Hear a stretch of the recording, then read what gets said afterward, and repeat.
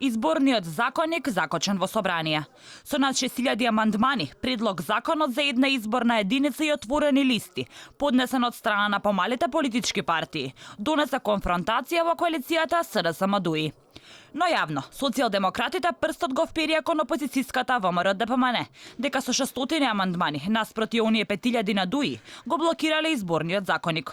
Од ВМРО-ДПМН обвинува дека ова е смислено сценарио пред избори. Не може нов изборен законник да се носи без согласност на најголемите релевантни политички партии и да се носи еден месец или 2 месеци пред избори.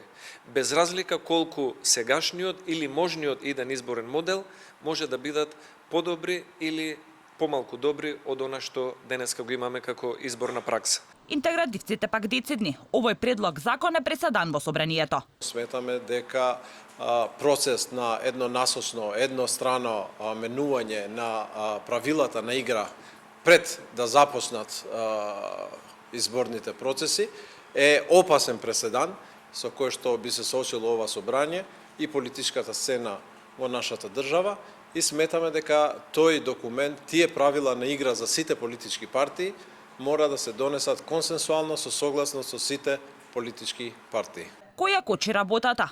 СДСМ упорна дека тоа е опозицијата, но им порачуваат на коалиционите партнери да ги повлечат амандманите. Дури и нашиот коалиционен партнер да размисли, да си го преиспита чекорот и да ги повлече амандманите до почеток на комисијска расправа, односно до почеток на комисијата за политички систем и односи меѓу заедниците и да имаме во рамки на комисијата суштинска дебата и да сите ние, без разлика, не само коалициони партнери, ги повикувам и пратениците на ВМРО-ДПМН и ВМРО-ДПМН воопшто како партија, да ги повлече амандманите и да се ставиме во функција на државата, во функција на демократијата. Иако собранието е затрупано со амандмани, премиерот Зоран Заев верува дека на 12 април ќе се оди со една изборна единица.